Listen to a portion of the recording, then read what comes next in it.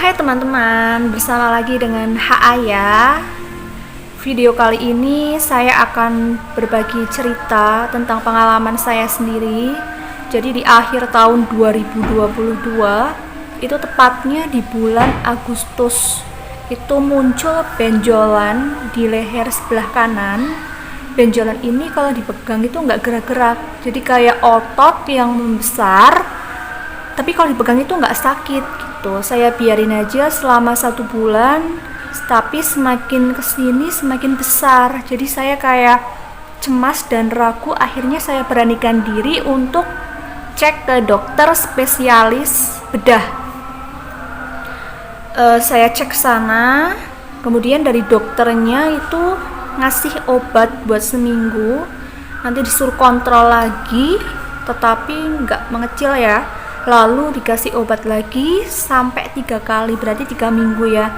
Dan itu dosisnya udah semakin ditinggikan, tapi tetap nggak ada perubahan. Benjolannya masih, besarnya juga masih kayak gini ya. Akhirnya dokter menyarankan untuk operasi. Tapi menurut saya operasi itu kayak hal yang menakutkan bagi diri saya sendiri ya. Jadi saya kayak takut dan ragu buat operasi. Akhirnya saya mantep cek deh di rumah sakit yang lain. Saya ke luar kota ya, karena saya tinggalnya di Wonosobo. Saya cek ke daerah Temanggung, itu di RSK Ngesti Waluyo. Di sana saya menuju ke poli spesialis bedah.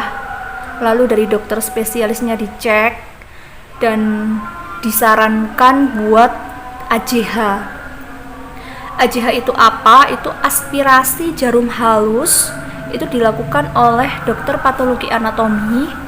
Itu diambil sampelnya, pada benjolan itu disuntik dengan jarum yang halus, digoyang-goyangkan jarumnya, diambil sampelnya, dimasukin ke lab, akhirnya keluar hasilnya apakah benjolan itu kanker atau tumor, ganas atau jinak. Itu nanti bisa diketahui. Biayanya kurang lebih 850.000 karena saya nggak pakai BPJS. Dan hasilnya pun kurang lebih 1-2 jam itu udah bisa keluar. Dan setelah hasilnya keluar, ternyata tidak ditemukan sel ganas ataupun sel jinak. Berarti benjolan ini bukan kanker, bukan pula tumor. Kata dokter spesialis bedahnya, ini infeksi kelenjar getah bening. Jadi di dalam pikiran saya agak menakutkan ya, karena ini kelenjar getah bening. Kemudian kata dokternya, ini karena gigi yang infeksi gitu. Kemudian saya tanya ke dokternya apakah perlu kontrol lagi, tapi ternyata dokter nggak usah kontrol, itu nggak apa-apa, itu benjolan nggak membahayakan. Tapi diri saya pribadi, ini benjol ya, kelihatan secara kasat mata, tapi dokter bilang nggak apa-apa gitu. Akhirnya saya ikhtiar kan itu ke dokter gigi dulu buat nembel gigi-gigi saya yang berlubang. Setelah udah, kemudian ada yang bawah ini kanan kiri giginya itu agak miring gitu ya, tapi udah agak pecah kan. Dari dokter giginya itu nggak bisa dicabut, dia itu harus dicabut di dokter bedah mulut. Kemudian saya ke dokter bedah mulut untuk cabut gigi yang bermasalah, dan dokternya itu bilang kalau memang ini benjolannya karena gigi, sekarang giginya udah nggak ada yang bermasalah ya, jadi didiamkan aja, nggak usah dipegang-pegang. Nanti kalau terlalu dipegang-pegang, takutnya ada jaringan-jaringan yang malah ikut membesar atau semakin membesar.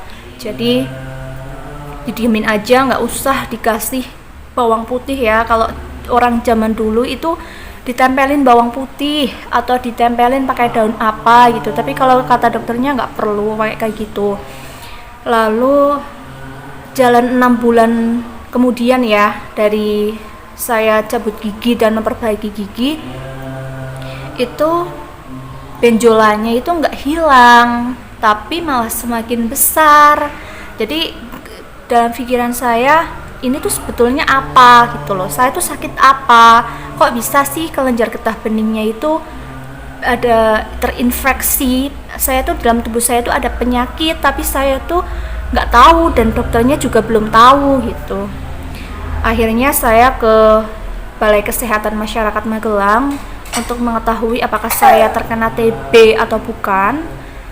Lalu di Magelang saya disuruh cek darah, saya disuruh ronsen, semua hasilnya baik ya, nggak ada positif TB di dalam paru-paru saya. Lalu saya disarankan untuk cek dahak apakah saya positif atau negatif, nanti hasilnya terlihat.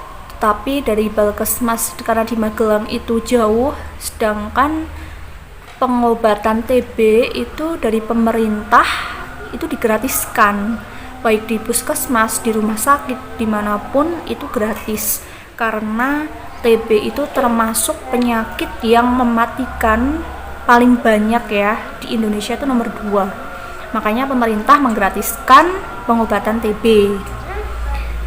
Dan TB itu sendiri atau tuberkulosis itu adalah penyakit menular disebabkan oleh bakteri, dan itu jika tidak diobati itu bisa menyebabkan kematian ya, karena jika udah satu organ terkena TB nggak diobati itu bisa menyerang organ lainnya gitu.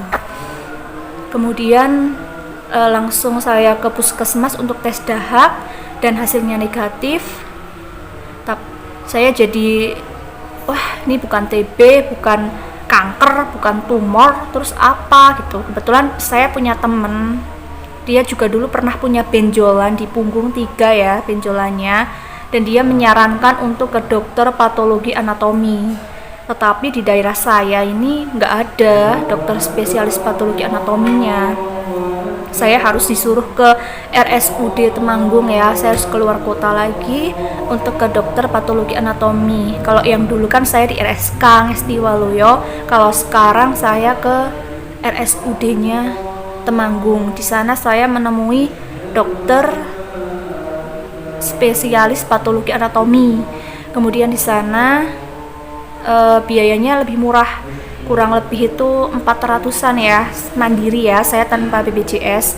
Kalau dulu itu di swasta itu 850, kalau sekarang itu di RSUD itu hanya 450-an kalau nggak salah, lupa saya.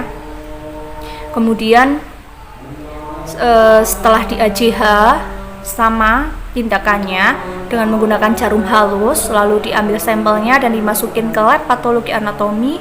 Hasilnya sama seperti yang dulu. Ini tidak ditemukan sel kanker atau tumor yang ganas, sel ganas atau jinak, ini nggak ada. Tetapi dari dokternya patologi anatomi menyarankan saya untuk ke dokter spesialis penyakit dalam. Karena di Temanggung jauh, saya memilih ke dokter spesialis penyakit dalam area Wonosobo yang dekat dengan tempat tinggal saya. Dan di situ saya bawa semua hasil tesnya, dari ronsen, cek darah, kemudian tes dahak, lalu hasil patologi anatominya.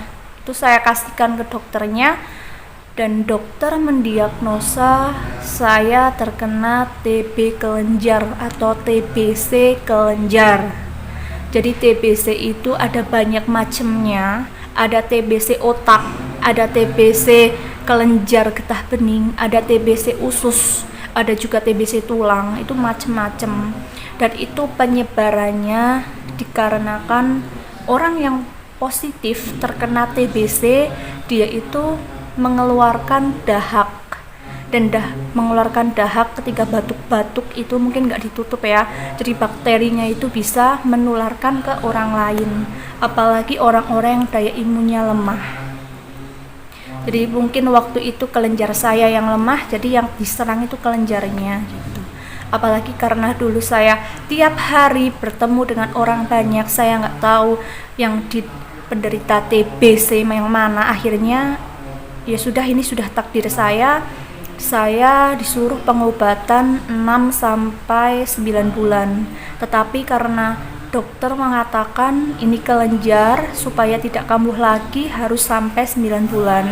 Jadi saya ikutin petunjuk dokternya ya. Dan saya tiap pagi itu mengonsumsi obat. Itu obatnya itu awalnya tuh jumlahnya 4 ya. Jadi merah itu kalau minum tuh pasti air urinnya, pipisnya tuh pasti warnanya juga merah. Kemudian itu nggak boleh berhenti. Lalu jalan 3 bulan dari konsumsi obat, alhamdulillah benjolannya mengecil, sudah tidak ada ya sekarang. Itu setelah 3 bulan, sekarang saya udah pengobatan jalan 6 bulan. Alhamdulillah saya merasakan benjolannya udah nggak ada sama sekali. Saya bersyukur Allah kasih kesembuhan buat saya. Jadi sekarang saya perbaiki pola hidup saya, pola makan saya, semuanya lebih sehat lagi. Dan untuk teman-teman yang sekarang sedang sakit, saya doakan semoga cepat sembuh. Dan juga teman-teman yang sekarang ada benjolan, coba cek ke dokter, coba cek ke dokter patologi anatomi untuk mengetahui benjolan yang di dalam tubuh kalian itu apa. Gak usah takut, pasti itu ada jalan dan Allah yang akan menyembuhkan. Cukup sekian video dari saya. Next video, terima kasih sudah menonton, semoga bermanfaat. Bye.